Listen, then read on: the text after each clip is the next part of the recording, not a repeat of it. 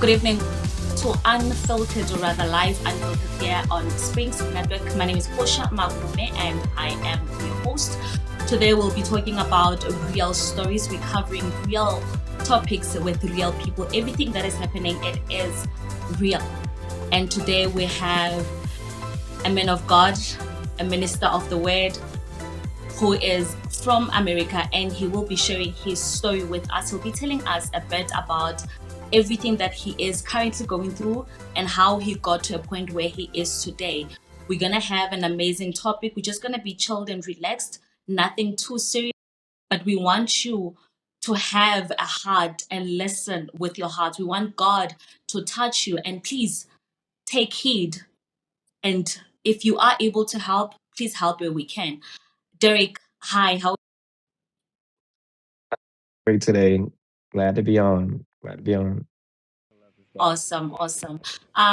Without any waste of time, can you just kindly let us know who you are, where you're from, what is it that you're doing for a living, just to get to know who you are as an individual? No, good afternoon, everybody. My name is Derrick Williamson, and some of you may have seen me on social media because I'm the young black farmer out of Georgia that's just been in a brutal might that just saved my farm. Uh, I've been dealing with so much corruption, so much injustice, over here. And, my perspective is animals, right? I believe that God has given animals a unique ability to help people through animal therapy. And we've learned that anytime you put a human and an animal together in a safe environment, something happens. We believe something um, medical happens. We believe that something just great happens that helps people. Okay. And so my facility is located in Morgan County, Georgia. And, I had over 116 animals on my farm.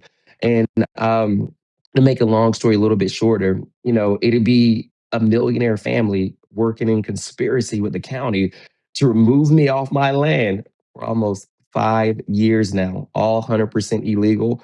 My company has been the sole deed holder of our farm since 2021. But because I look a certain way, they've been able to, they've mobilized a lot of tactics and a lot of illegal activities to keep me and my animal family off our land. So, bottom line is, we want to minister, right? We want to impact the world for change in the right way. And how we do that is ministering through animals. And so, my company is called The Way Dynamic Animal Therapy Encounters.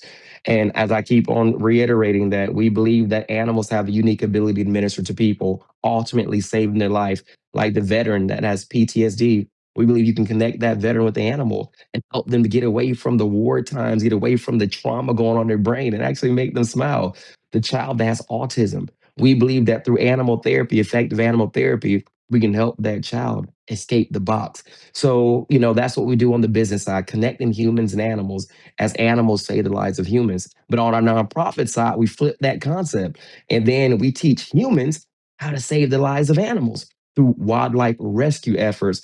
When animals are injured, when they're orphaned and they're hurt, they need help from humanity to get back in, be able to natural environments Something again, has and they need our help. And then God wants us to be good stewards of the planet, good stewards of animals, and we have a really good symbiotic relationship that we're creating between humans and animals, both ministering to each Something other lasts for the preservation of life on both sides.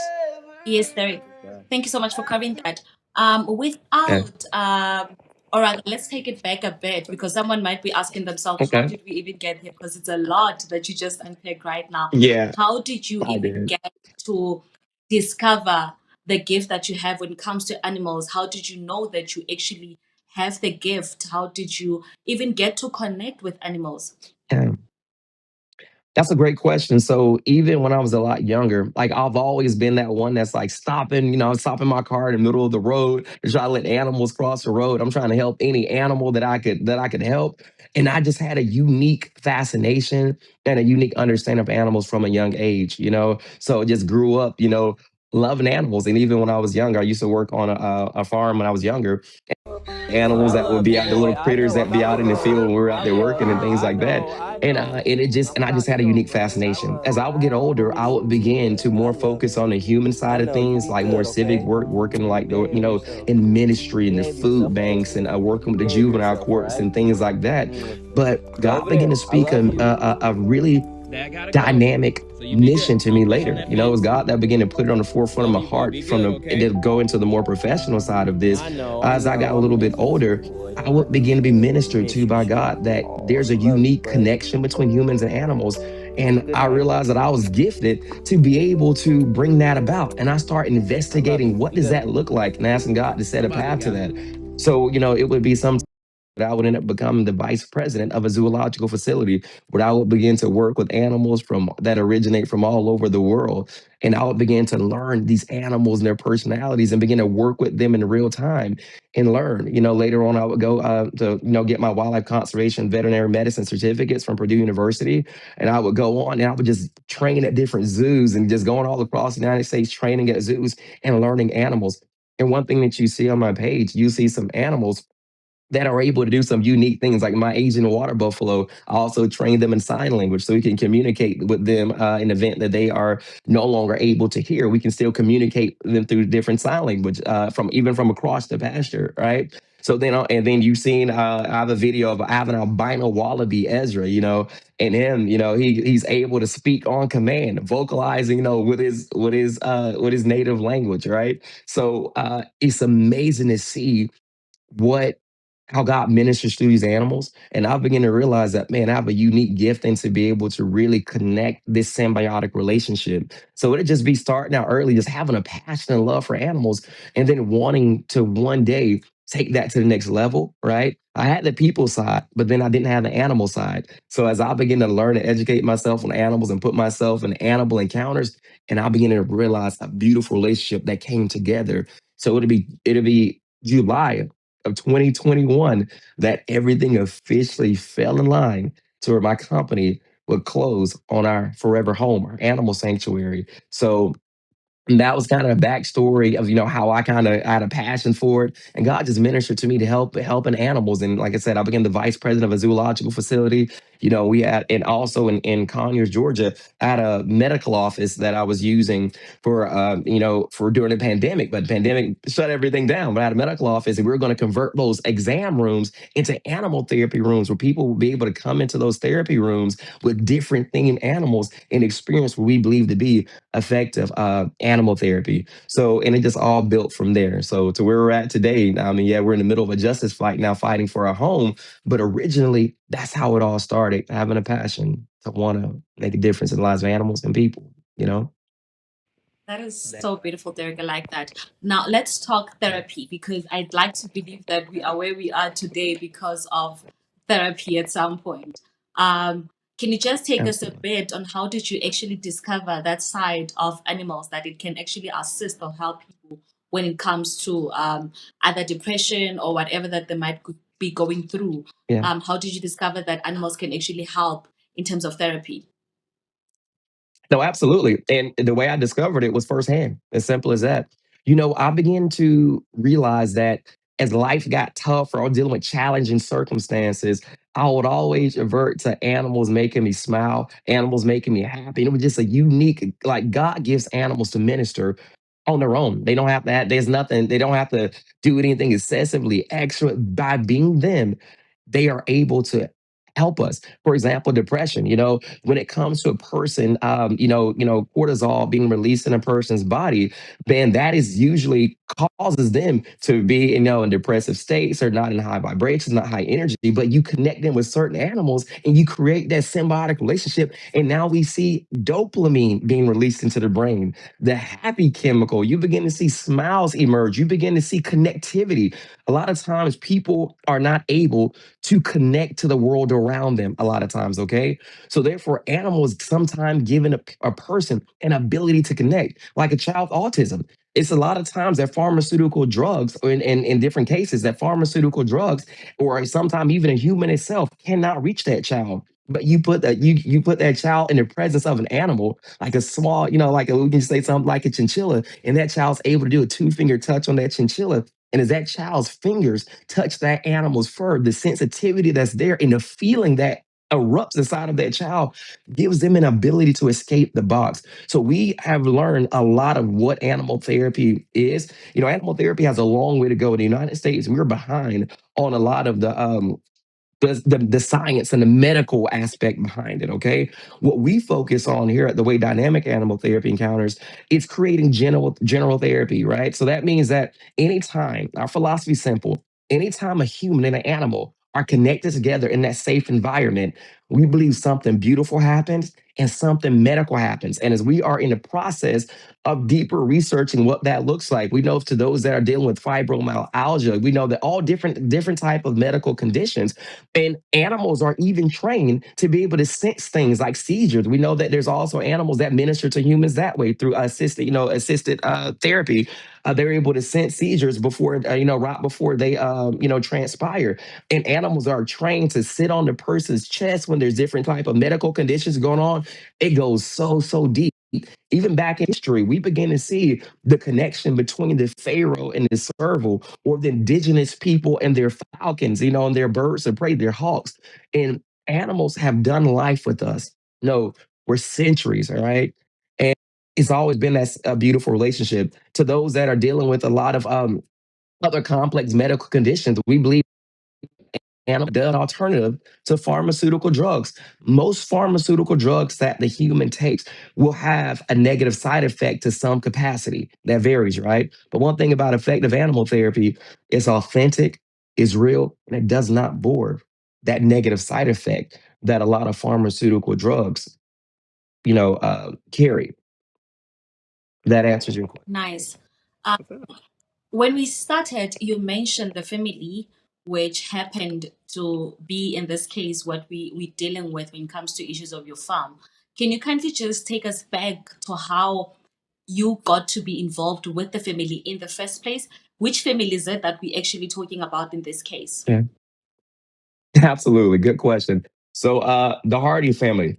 So the Hardy family, initially they were instrumental in helping in the community. That's how I initially met them. I was a director of a prominent food bank in the area at the time, and they were just dedicated. Janet Hardy and her daughters, they were just dedicated volunteers. They showed up every week. They gave to the ministry, they volunteered, and they were just a big impact. And because we worked so close on the community scale of the team, we all grew very, very close. Okay, but it wouldn't be till sometime later that Jordan Hardy, the young lady that you see in my videos, she would end up having a substance abuse issue. Okay. Her mom would bring that issue to me and say, "Hey, Derrick, can you please spend some time with her and, through some faith based counseling and try to get her back into sobriety and try to help her get on the right path and just minister to her where she's at?" And it would be that fall, we got together and we began to set up a meeting schedule, right? Be that following week that I would try to meet with her at least once or twice a week. Okay.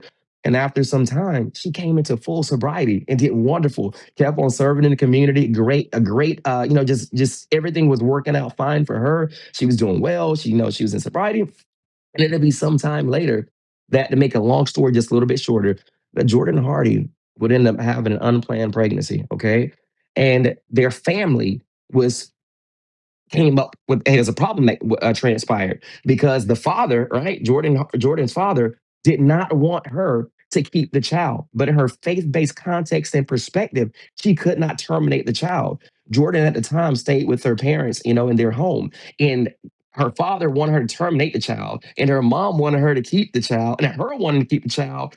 You dissension began to unfold in the household. And as you've seen from my videos, Jay Hardy or James Hardy, this millionaire family, him in particular, he's not very patient or understanding, and he's a tyrant in a lot of ways. So there was a lot of friction there. They brought the situation to me. Okay, when the situation was originally brought to me, I was very clear on where I stood on. I said, "Hey, listen, this is tough right now." But in order to save the child's life, okay, people say, "Hey, why'd you do this? Why'd you get involved?" At that time, my whole focus was on the baby, preserving the child's life. Okay, and I allowed them to move in home. I knew them for quite some time. I've counseled Jordan for an extended period of time, so I understood her sobriety. I knew where she was, and she was doing phenomenal. But she ended up having this unplanned pregnancy. So, in order to step in and help the family, I allowed Jordan and Janet to move on to the spare bedrooms so that they can so that they can get out of the toxic environment so that the child can be delivered, the child can be delivered and not be compromised by by the issues that they were having in their household. Okay, so initially that's how they end up getting into my home, in my home, because I was trying to help them and they were having dissension in their household, and I just stepped in. Hey, listen, I have these extra rooms, are more than welcome to move onto my property, and y'all, I told her, I told Jordan's mom, you have to move with her because I can't take care of a child right now. That's not my perspective of life. I'm too busy. I can't assist that way. I can just provide a safe environment, okay, for you all to, for you guys to transition. And Janet was going to need help with Jordan because you seen from my videos, Jordan's a loose cannon in every sense of the way, but she respected me and I was able to help provide guardrails for Jordan. So that's another reason Janet needed that support with transition and Jordan, somebody that can still help her stay in the road, right? Keep her focused, but ultimately make sure that the child was delivered in the most stress-free environment possible so there was no more complications there. And that's how it all the debacle begins of us connecting originally there. We will later on go, me and Janet would go on to purchase an animal sanctuary, the farm, right? In the midst of all this, Janet ends up inheriting a substantial amount of money and, seven figures worth of, of funds from her parents' estate that passed away. And she was very clear. And she said that, God gave her instruction to invest in the ministry, to give a gift to the ministry to help us to get, to where we needed to get a lot quicker. Our plan was not to be, having this massive facility that quickly. But, through Janet's contribution, we were able to really advance the practice and really minister on a much broader, much bigger scale and a lot quicker than we could have without that contribution. So it'd be sometime later that the very one that was meant that was a pillar in helping would turn against the organization later. And then that's when we would have issues. Janet never had ownership of this corporation. The deed was put in the ministry's name intentionally so that we always knew who owned the property, who owns the assets. It's always the animals, right? And the people that we serve. They are the true owners and recipients of what we do. And we made it clear with the pen and paper and a law firm that the ministry owns everything, the corporation, and it was supposed to be reflected accordingly. But as we know in my case, though, my corporation was not honored in the courts, right? The ministry was not honored in the courts at all. We're S corp. We're just corporate laws that govern practice and protects our assets and what we do. And the court and the law enforcement I would begin to chronicleize and document their brutality and discrimination against my animal family. So that's a Oh. Get, can we just get the timeline of when did things start to go south? When did the investment happen?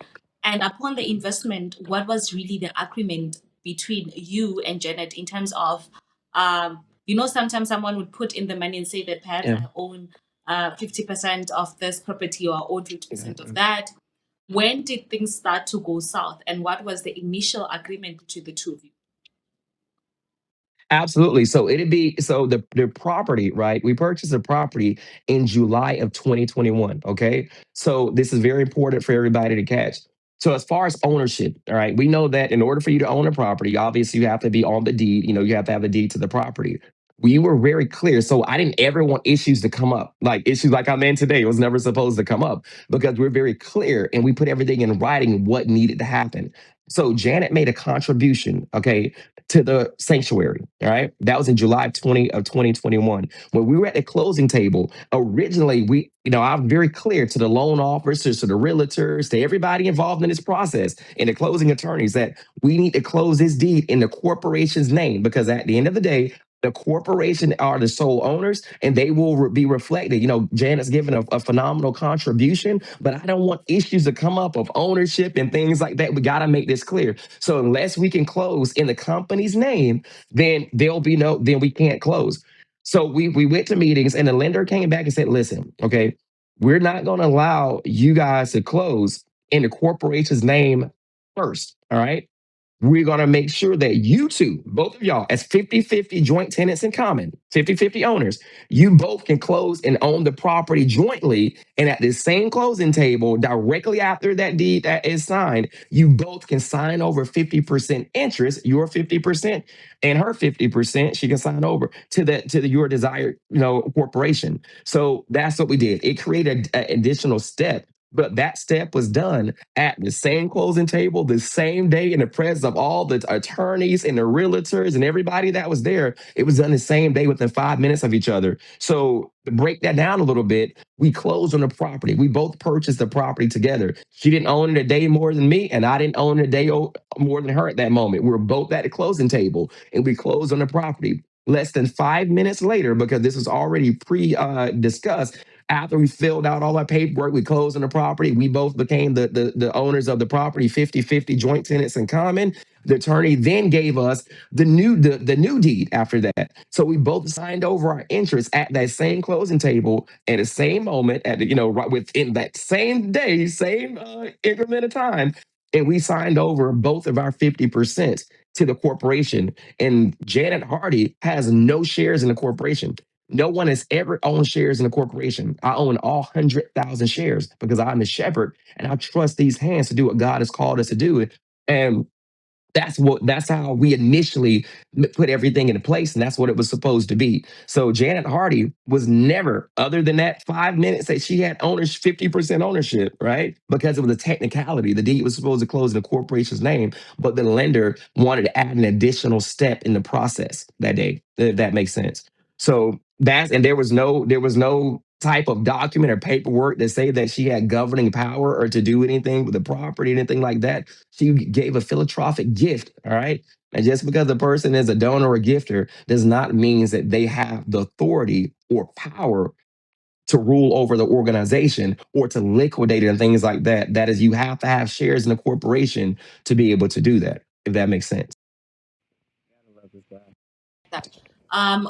We did get that. Now, quick question in terms of going Mhm. forward. Now, how did they Yeah. get to now come into the property and would say now take it away from you Yeah. in that regard? So that topic is interesting because I'm trying to figure it out too still. It's illegal, brutal might. Okay. My corporation, we're the sole deed holders. We've been the sole deed holders, okay, since 2021. That means no one else is reflective on the deed, all right, other than the corporation, all right?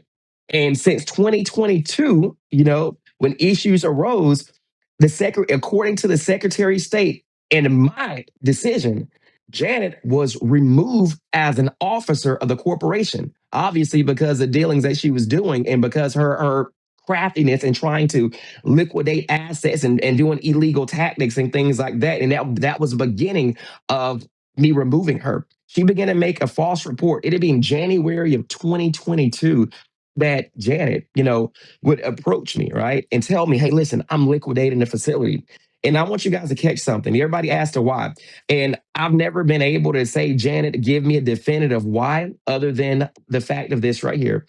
Our property, okay, is worth millions. It's no secret. The value of the property is very valuable. But when we bought the property initially, it was not worth as much. But over the course of that short amount of time, our property value increased tremendously, like into the million, deeper into the millions at that point. So she wanted to liquidate the facility, right? And I don't know what the focus of who she's going to give those funds to or what she wanted to do with them. But in her brain, she thought that she could liquidate the facility and that I would be okay with that. And it was never the design. That was not how that was supposed to be. We have a ministry to protect. And my team took oaths to protect the animals, and there's things that we preserve life. One thing you hear me say often, okay, we are not a car dealership or a restaurant. All right.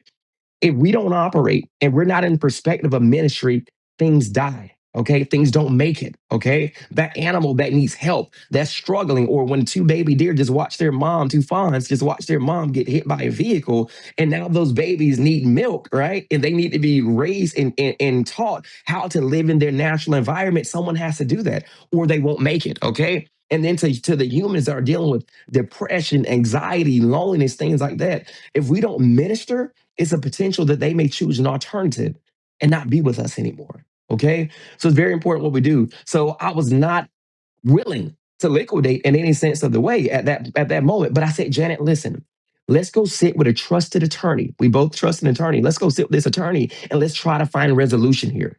And I was open to working that out and trying to figure it out. Before we can do that, Janet went and reported me to law enforcement saying that a young black man is trespassing on her farm.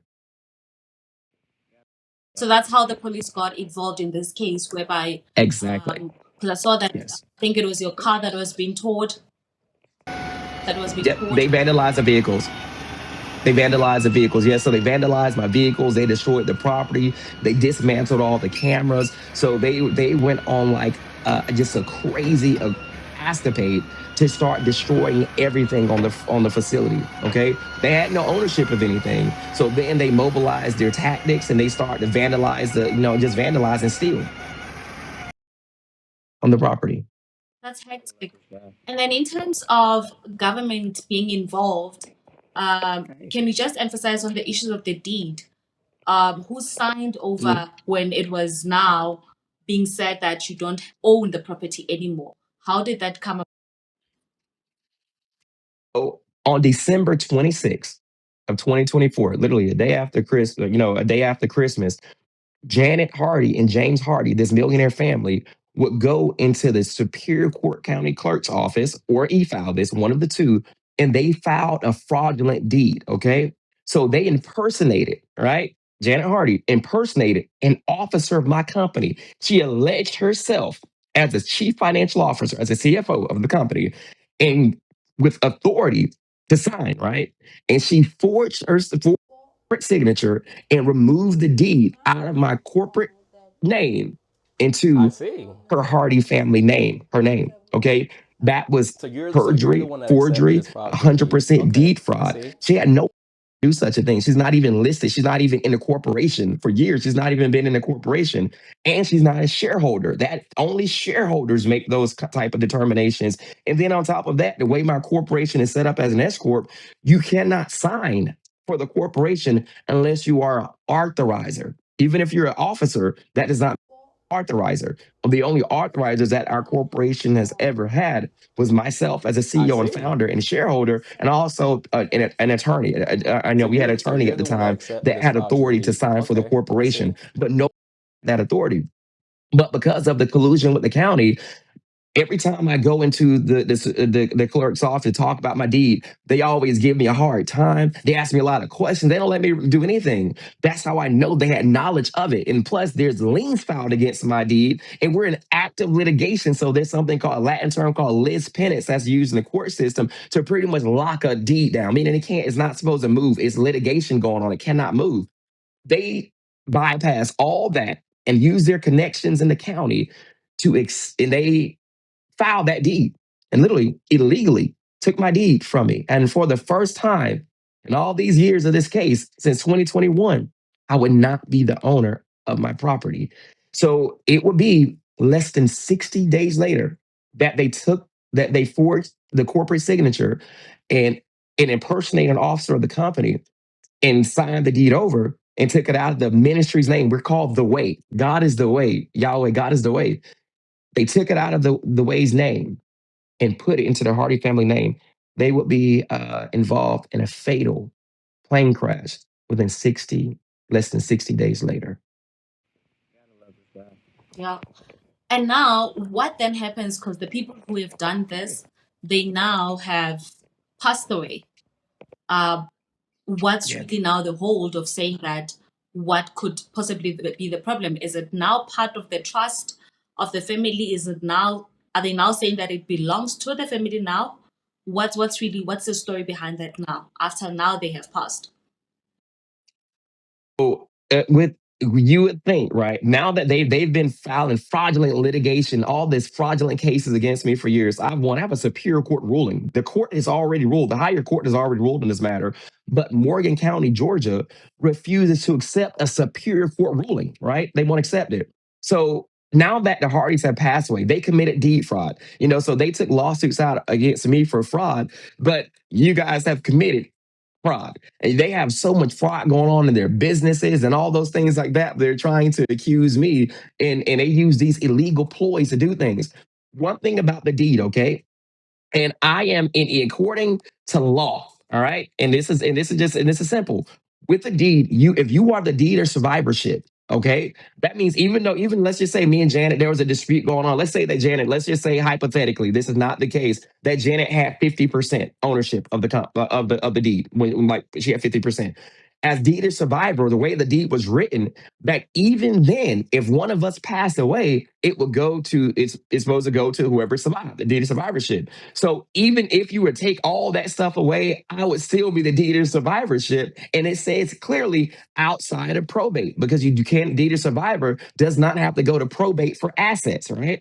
So now that's very clear. But there's so much more layers of protection in my case, because number one, it's in the corporation's name. Number two, Janet did not have ownership. But even if you were to digress back to just original documents and things like that, I'm still deed of survivorship. Okay, either way. So no matter how you put it, the corporation, the facility, the farm belongs to me in my corporation. Either way, there's no way around that. Okay, the courts are protecting this millionaire family even after their passing. They refuse to give me back access to my land. They're allowing and upholding fraudulent these suits. There's a divorce case. They allege that I stole marital asset, which is a complete lie. Inheritance money is not subject to marital estate in the state of Georgia. So that had nothing to do with their finances, had nothing to do with their business or their properties. They had nothing to do with anything. And plus, her husband signed his signature, signed off on those funds. We made sure to do due diligence and make sure that in case this ever came up, it was clear cut. Okay. So yes, with them being passed away, everything should have been over. No one else has a claim. Everything is done. My litigation was against them. So what they've done now is this right here. Okay. There's a millionaire, James Hardy, out of Madison, Florida. He owns a law. The Hardys own a law firm down there. He's a big attorney down there. He's now made admittance into Georgia, right, to take over both the Hardy, James and Janet Hardy's estate, and now fighting me for my farm as if he has any information or knowledge, and accusing me of the same allegations as them, saying that he's pushing forward the divorce case is still there and the fraud case. And a little note, and I was letting the general public know that this millionaire uncle that's coming over to continue this mess that's going on, this illegal activity, he's an attorney. And my question to him has been this: how are you a practicing attorney and you're involved in fraud as well too? Like, they have something called Caravel Water System. Lawrence Hardy, which is administrator of the Hardy's estate, because they're passed away, so everything is in estate, a dual estate right now. Okay, he's the Hardy family uncle, the lawyer, is over all of that estate, who's pushing forward everything against me to take my farm, because the Hardys still have possession of it, and also I have ownership again because they signed me back over the deed. And I didn't sign that deed. I don't know. It is a warranty deed, but they signed it back over to me. So I'm back the owner again. But he's taken over that. But they had a fraudulent water system going on in a neighboring county. All right. I exposed that. I confronted the county. They were harming families.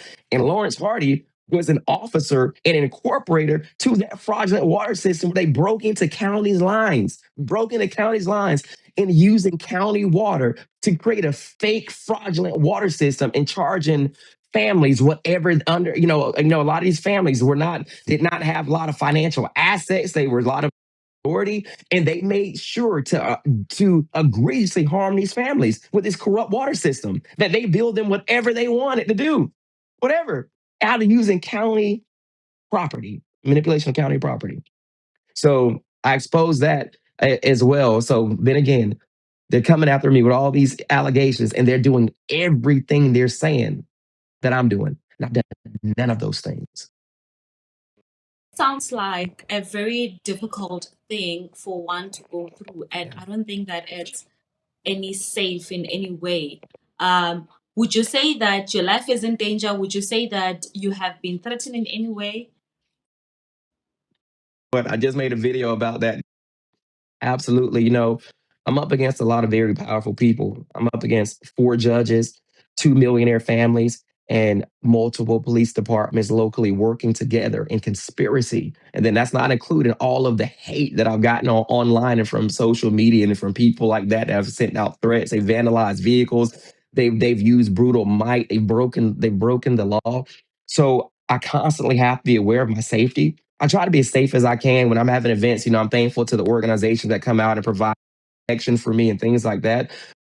And that's a real factor. And that's part of the reason nobody wants to help me, because they know that when you start coming up against judges and police departments and millionaire families, there's a lot of money and power to make things happen and make people disappear. And there's a lot of resources to fight on their side. But me, I've kept the fight. I'm not oblivious to the threats and to all those things like that. But all I got left is righteous anger. Animal family will get justice. They've taken my farm. They've taken my home. They've sabotaged so much. I've been in this battle for years now. I lost it all. I lost all my mid 20s were gone fighting for my farm and going through the sorrow and mental strain of all this mess. I lost years of my life in this mess unjustly. And so now I just have righteous anger. I'm not worried about I've already been arrested. They've arrested me. They've already taken everything from me. When you took the animals from me, that was left in my, that you took my animals from me, and all they have left is a fight. So whatever they do to me, at this point, the fight continues. I'm not scared of them. And I'm going to keep on bringing the pressure, keep telling my story, and hoping that I can get to the ear of someone with the influence to step in and help my animal family before anything escalates any further. We definitely believe that it's gonna happen. Now, Derek, do you by any chance still get a chance to at least go see the animals or anything of that sort? And in terms of the person, the initial person that you were assisting, which was Jordan, what is she saying in all of this? So the Hardy family, other than trying to slander, and lying, constantly just lying, they live on the property. Then, the Jordan, because her parents are now deceased, her and her sister and James Hardy's mother, who's a big, big, big, big multimillionaire out of Madison, Florida. She's the patriarch, or is it matriarch? She's a matriarch of the family. And she is the money, she's the resources behind the funding of everything. She's the Hardy family pillar and chief funder. She's in my home right now too, with the girls, with her granddaughters, so and their boyfriends. So all of them are all in my home right now. So they're occupying the home, illegally.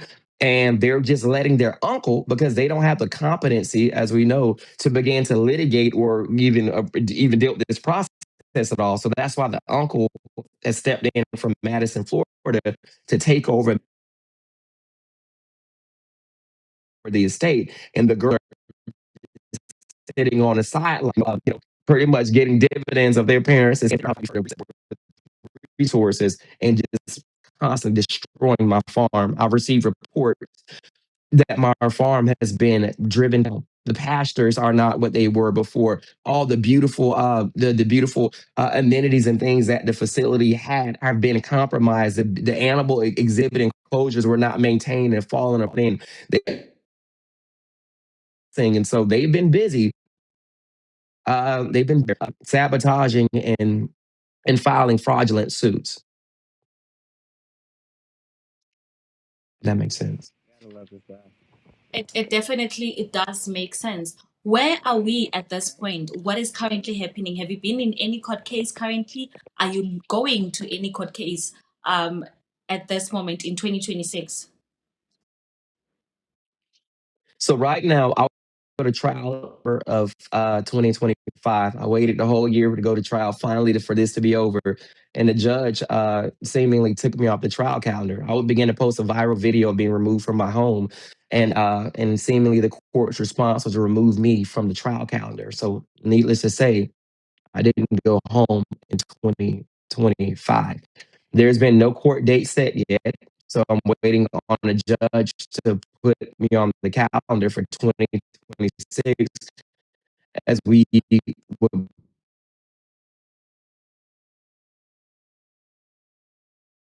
would do a double jeopardy ruling on the same matter with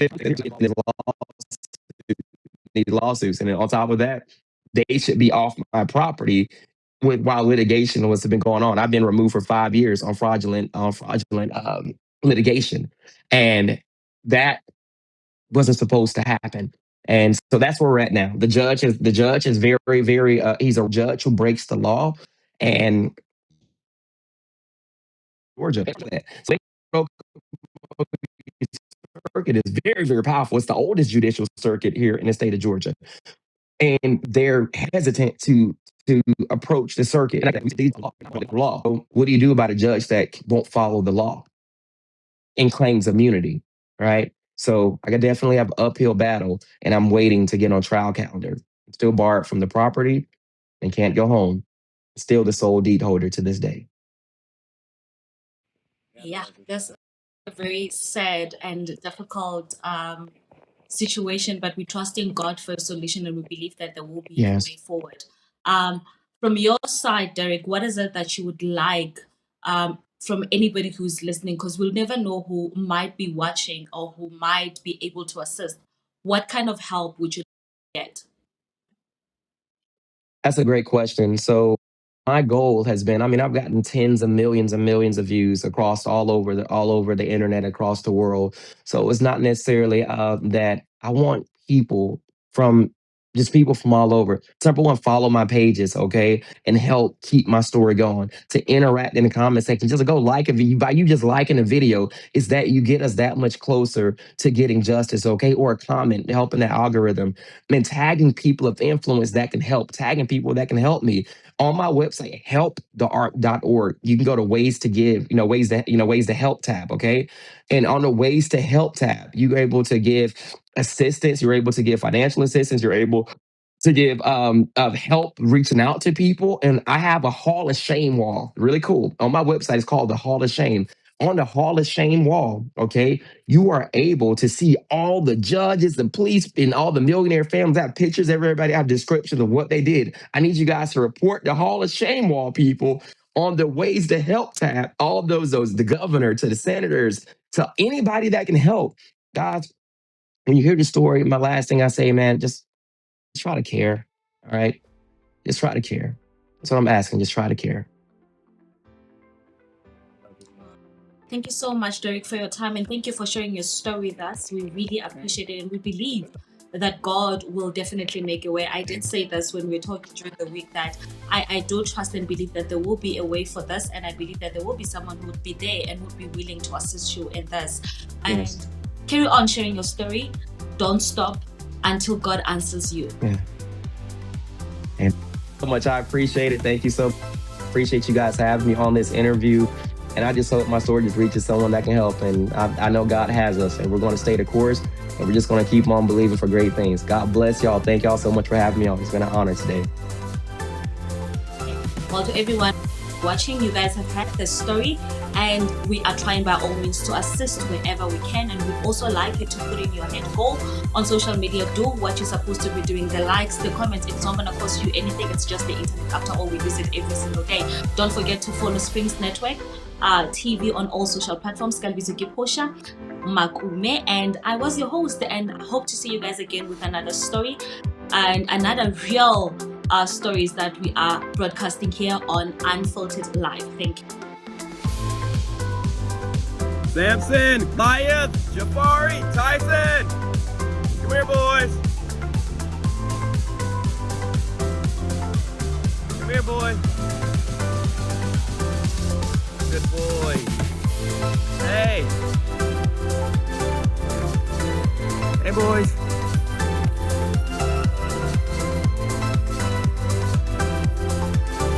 Hey. Hey, boy.